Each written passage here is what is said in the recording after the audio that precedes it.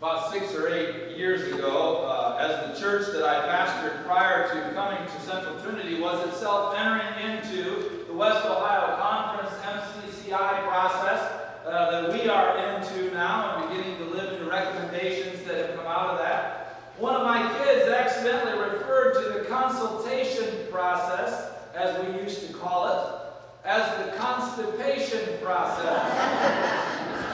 And admittedly, there are times, if we're honest, when it stretches and challenges us, doesn't it, to make adjustments and changes in the life of the church as we seek to allow God to work through us in even more significant ways.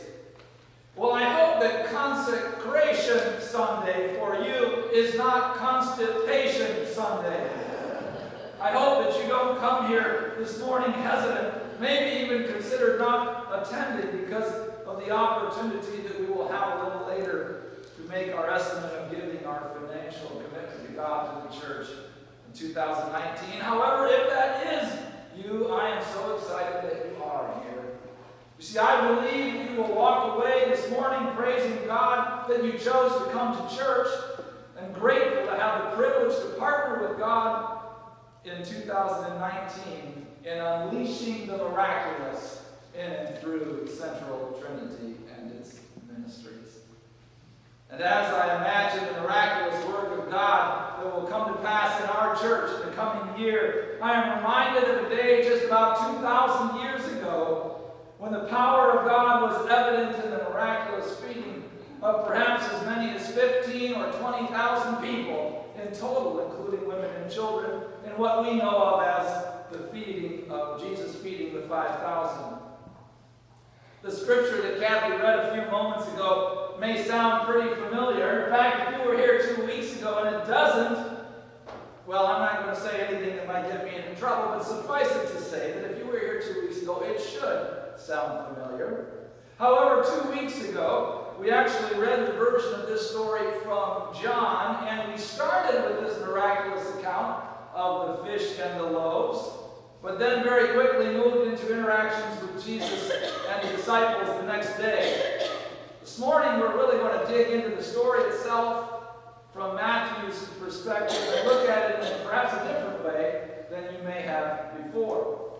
Now, this is the only miracle of Jesus recorded in all four Gospels, Matthew, Mark, Luke, and John, with the exception of the resurrection of Jesus Christ from the dead. It is also the largest scale miracle that Jesus performed. And on this Consecration Sunday, as we anticipate the miraculous work of God that will be unleashed in 2019 through the faithfulness of His people known as Central Trinity United Methodist Church, I'd like to take us on a journey back in time as thousands of men, women, and children gathered together, perhaps in a large meadow or rolling field, not all like that, not all that unlike some of the rolling meadows that surround Zanesville, Ohio, listening to the teachings of Jesus, bringing their sick to Jesus to be healed, or just curious about the strange sort of rabbi and his traveling ministry they had heard so much about.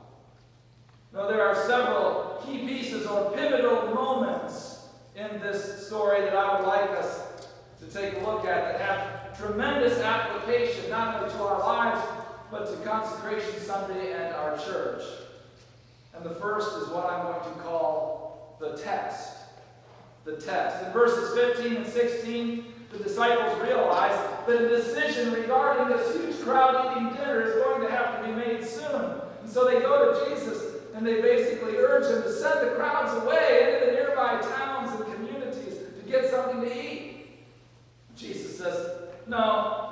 He tells them to get the people something to eat. But this is ridiculous. Of course they don't have food for that many people. And if there happened to be a catering business nearby, they would not have had the money to buy that much food for all these people. And Jesus knew this. In fact, Jesus knew good and well that he was setting them up. He knows they don't have money to buy food for thousands of people. He was testing them, testing their faith, you might say, for the purpose of preparing to display before them in grand fashion the might and power of God, to make the point that if they will trust Him, God will provide. So what if they had said, nah, Jesus, let's do it our way. We'll send the people home and avoid a food riot. Just trust us on this one, Jesus. We got it taken care of. We got you covered. Think of what they would have missed out on. And the same applies to us today.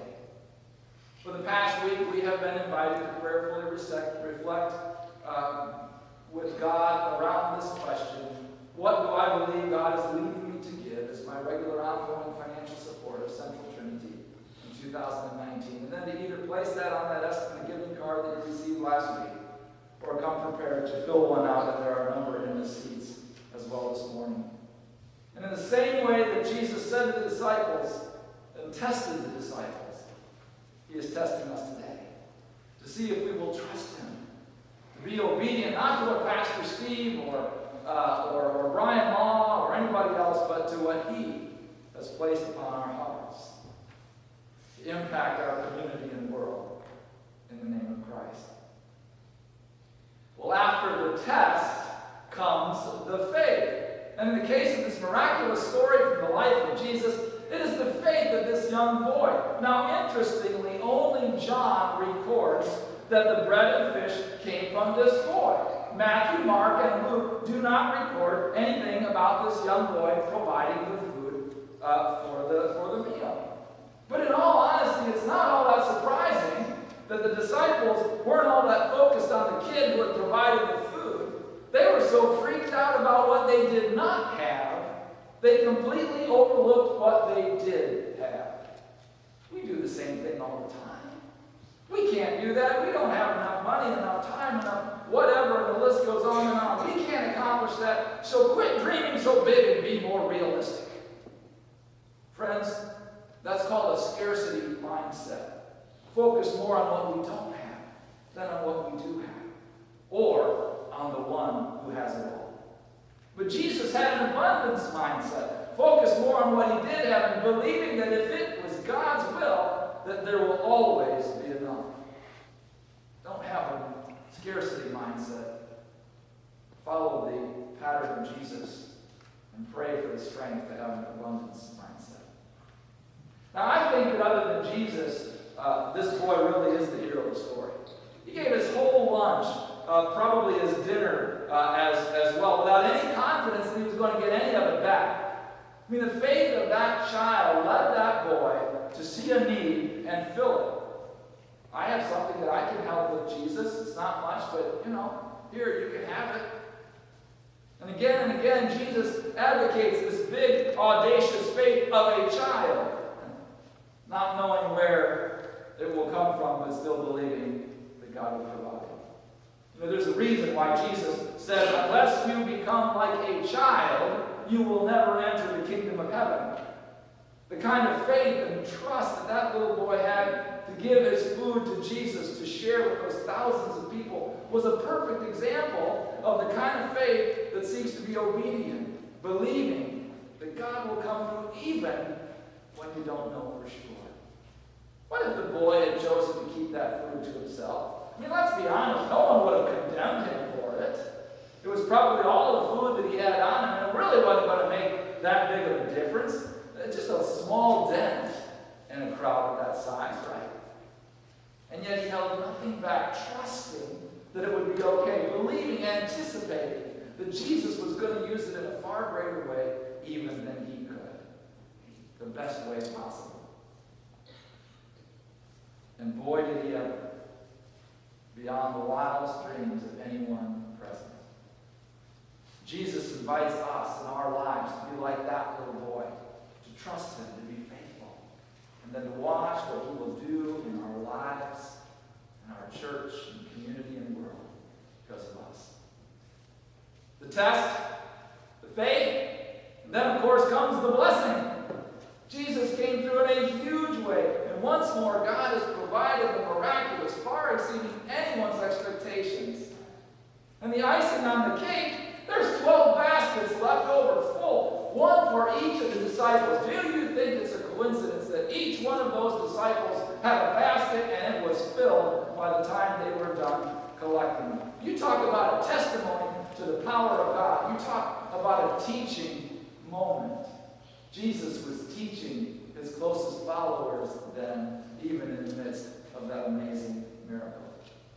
Not surprisingly, the very next story in the life of Jesus that's recorded in Matthew after this incident is when Peter jumps out of the boat in the middle of the storm and tries to walk on water. You see, when you are eyewitness to the miraculous, you actually begin to believe that it can happen again. That's anticipation. That's what God is invited to do in our lives, to trust Him, to take great big steps of faith wherever that is in our lives, believing that He will honor that, that He will bless, and that those steps of faith will unleash the miraculous in our midst. You know, our actions today to consecrate our commitment to God for 2019, it's not about making a pledge. It's not even really about filling out a card. It's about unleashing the miraculous. It's about God's people together seeking God's will and allowing God to work through us to unleash His next great move in our lives, our church, and our world. Friends, in just a moment, I'm going to say a prayer, and then you're going to be given just a few minutes. Following that, as Jim's playing a little bit, I don't know what he's got planned, if he's going to play a little bit of the closing hymn, play once or twice through it or something else. But there will be just a few moments, and I'm going to go down to my seat and prayerfully reflect the same thing as we prepare, as God leads, to participate in this act of worship this morning. Preparing to unleash the miraculous through this simple act of obedience. Now, if you're new to the church, not at this place in your journey with us, that's okay. Maybe this is your first time at Central Trinity, and lo and behold, you happen to show up on Consecration Sunday. Lucky you. There is no responsibility on your part to respond. But you are invited to hang around afterwards because we prepared a few extra places and join us for our celebration luncheon downstairs. Just a couple of quick housekeeping notes.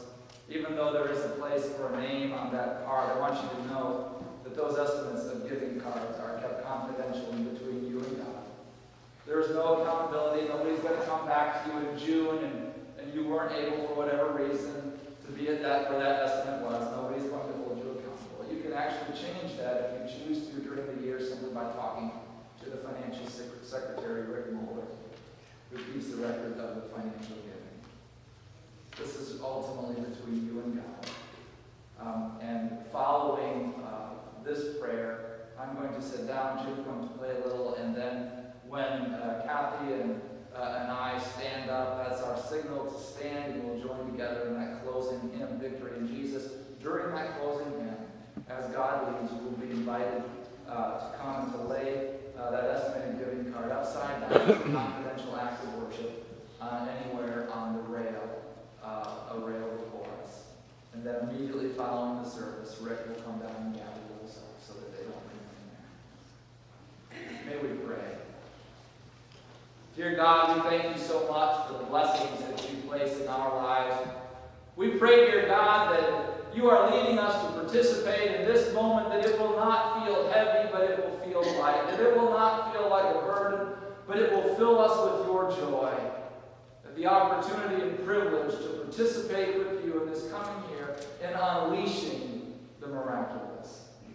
Dear God, we pray that through this simple act of obedience to you, that you would powerfully bless us, powerfully bless our church, and powerfully bless our community and world, God, through our generosity and obedience to your word and will. Dear God, it is exciting to see what you have done in the past. It is exciting to see what you are doing in the present. And God, it is exciting to anticipate the ways that you are going to continue to work in 2019 and beyond, in our lives and in our church, as we seek you. God, fill us with your comfort and peace.